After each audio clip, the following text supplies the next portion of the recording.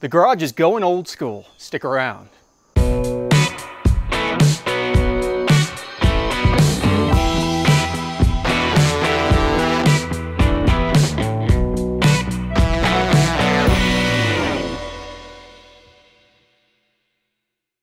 Everybody, welcome back to the garage, and I am standing in front of our new project car, our 1972 Chevy Nova.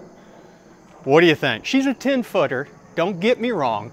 Paint's not perfect on it, but the structure is very, very good on it. No rust. Subframe's great.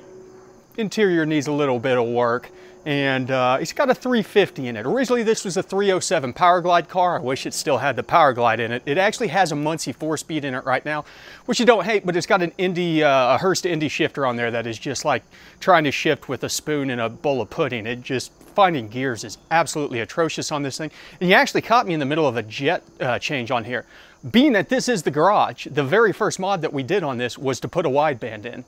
And I know a lot of you are like, why would you put a wideband in on a carbureted car? Well, because it's easier to tune. The thing was running rich. I had an indication that it was running rich. You could smell the gasoline, but I wanted to see exactly how rich it was. It's got a Brawler 750 carb on it, and it had 74 jets in the primary, and it was pig rich to the point where with the idle screw all the way out, the idle throttle, all the way out, and the bleed air idle screws all the way in, the thing was still running rich, and just, you shouldn't even run like that.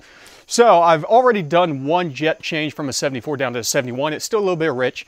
So I'm going through and I'm going to drop it down to about a 69. Secondaries seem all right. Secondaries come on, they seem to be about right where they are.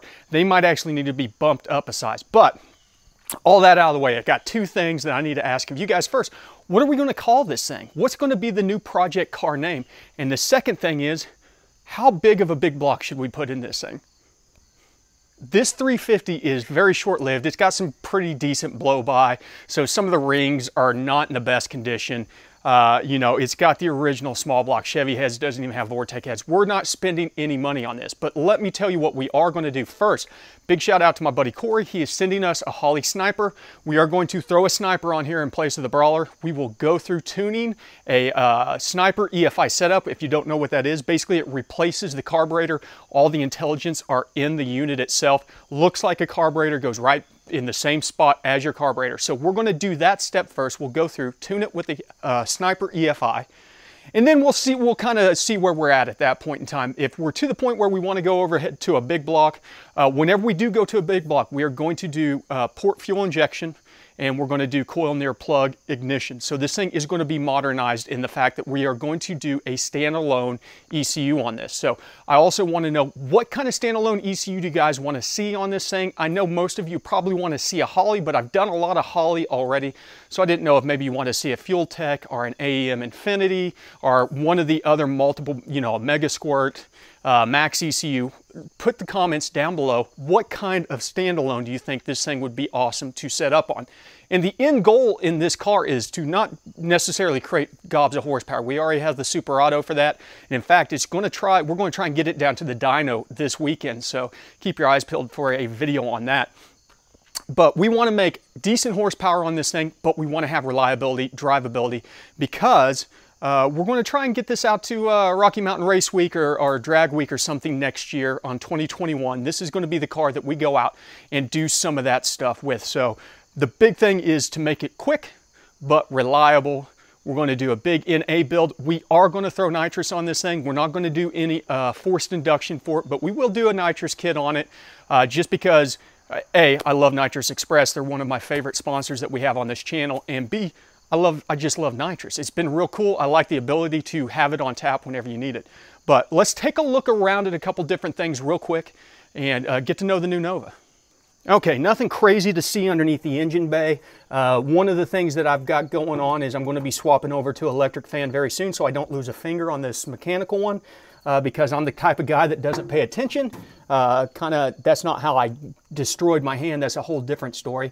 And then we're also going to be upgraded to power brakes. Now this does have four-wheel drum on it. Eventually we'll swap over to four-wheel disc, but until then we're going to go ahead and throw the power brake booster on just to give yourself a little bit more pedal feel on it, and you know, goes from there. I'm thinking about, you know, I've got those Mickey Thompson head covers or valve covers that were on the Super Auto that just did not fit. I think they would look pretty good in here to replace these casts are these pressed aluminum Chevy ones, which these don't look bad, but those MTs are very sexy. But nothing crazy going on. As I said, a Brawler 750.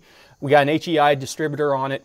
The wiring in this thing is an absolute mess. It gives me a little bit of anxiety to look at it, but it's not the end of the world. We'll clean a lot of that up as we go through and do different things. Okay, as you can see, the paint job's not the worst on here. It is a base and clear, and the clear is a little fisheye. Has some solvent pop in it. Some of it could be buffed out, but I think the clear is very, very thin on this thing. So I'm not really worried about that. There's a couple lines that need to be adjusted to get things lined up. We'll take a look in the trunk, though there's not much to see in here right now. But you can see that everything looks good underneath. Once again, more of our fancy wiring just kind of dangling down, but we got a nice solid trunk floor in here. Just any kind of signs of rust is just surface scratches, but the nice thing about it is this car is just a very solid platform to start out with. And it was originally this kind of bronzish gold color that you can see on the hinges over there, which would have been cool, but you know, I like this gray also. The thing does have new front and rear bumpers on it. Some of the trim is missing, mainly the piece that goes underneath the window there. I need to source that out somewhere. And you can see where it's had a little cancer up here on the window at the top, but I don't know if they repaired that properly. You can't really see it whenever I got the camera down. It's got a little bit of cancer that's been painted over here, so hopefully I wish they would have sanded that down before they did it, but if we ever get around to doing a repaint, we'll make sure that gets painted properly. At least it's covered for now. Okay, onto the interior. It's got new door cards on there. They're not attached in all the places they need to be, so I've got the kit with the extra attachments to get those fixed. The seats have been recovered. I don't know if they ran out of hog greens or something because they're not the best recovering job, but these seats, I got an extra set of Forzas, Corbeau Forzas, so I'm gonna go ahead and pull these out and just throw the Forzas in and probably do at least a 4-point roll cage for now. And then the center console, I don't know if it was the previous owner or the guy before him that built it.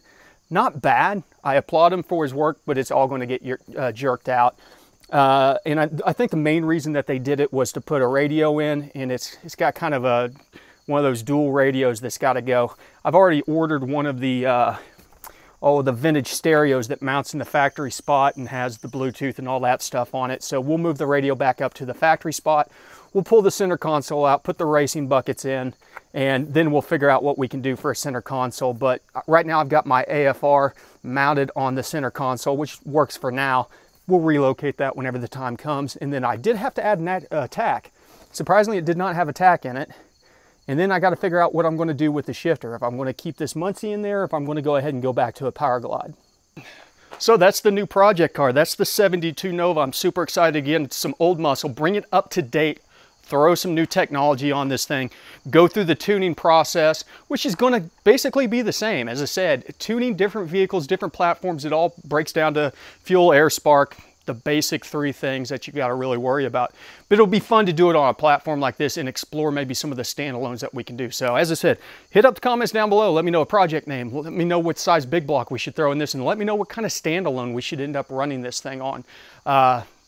I've got plenty to do. I got to get back to work. We're going to try and get this thing baseline tuned on the carburetor before we put the Sniper on. So I got to get this carburetor dialed in as good as possible before we do that. That way I'm not cheating and showing that the Sniper makes huge amounts of power over what a carburetor would do in the real world. So as I said, stick around for this weekend. We're going to try and get on the dyno. I talked to the guys down at 6 Star Performance, the Subaru guys. Super excited to be working with them. We're going to get the truck out, and we're shooting for about 840 to the wheels, which would be 1,000 at the crank, give or take. So if we make more, yay. If we don't, we got that button that puts the laughing gas through it, so we'll use it if we have to. But you guys know the drill. Thanks for stopping by the garage. Remember, ABT, always be tuning.